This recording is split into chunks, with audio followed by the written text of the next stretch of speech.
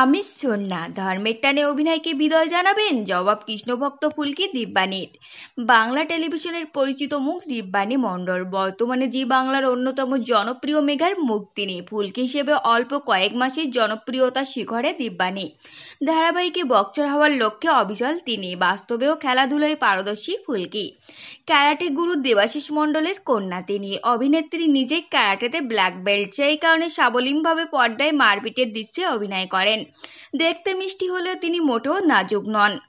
অভিনয় ফটোশুটের বাইরেও দিব্যানীর একটা জগৎ রয়েছে, সেই জগৎ সম্পর্কে অনেকেই জানেন না, যার কিছুটা আভাস দাদাগিরির সেটে এসে দিয়েছিলেন দিব্যানী। ফুলকির ভক্তরা চমকে যেতে পারেন এটা জেনে, 15 বছর বয়স থেকে মাছ মাংস ছোন না দিব্যানী। সম্পূর্ণ নিরামিষ আহার করেন কৃষ্ণভক্ত অভিনেত্রী। ছোট থেকেই কৃষ্ণ তার বেস্ট ফ্রেন্ড। দিব্যানীর বাড়িতে 5টি গোপাল এবং একজন রাধা অধিষ্ঠিত। নিত্য পূজিত হন কৃষ্ণ রাধা। বাড়ি থেকে কলকাতায় আসবার সময় কৃষ্ণ ও রাধার কাঠের মূর্তি সঙ্গে এনেছেন দিব্যানী। সবসময় তাদের নিজের কাছে রাখেন তিনি। কৃষ্ণের প্রতি তার ভক্তি চোখে না দেখলেই নয়। তাহলে কি কৃষ্ণের টানে অভিনয় ক্যারিয়ারের ইতি টানতে পারেন তিনি? গ্ল্যামার জগতে এমন উদাহরণের শেষ নেই। জায়রা অসীম মাত্র 19 বছর বয়সেই বলিউডকে বিদায় জানান। আমিরের দঙ্গল কন্যা ধর্মের টানে অভিনয় ছাড়েন। অভিনেত্রী নূপুর অলঙ্কারও ধর্মের কারণে সন্ন্যাস গ্রহণ করেছেন। অভিনয়কে বিদায় জানানোর প্রসঙ্গে নায়িকা বলেন, আমার কৃষ্ণ একদিকে, অভিনয় অন্যদিকে।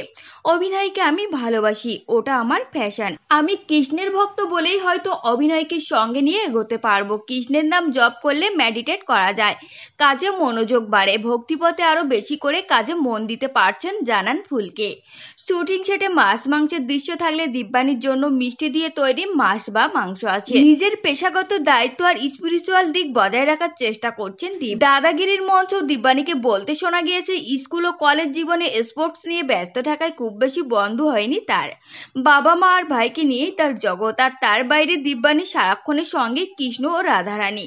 কৃষ্ণ রাধা কাঠের বিগ্রহ নিয়েই পৌঁছেছিলেন অভিনেত্রী। তার কথায়, আমার বাড়িতে 5টা গোপাল, একটা রাধা আছে, তাদের তো নিয়ে আসতেই পারিনি, কিন্তু এরা আমার সঙ্গেই থাকেন। তো ফ্রেন্ডস, এই ছিল আজকের ভিডিও।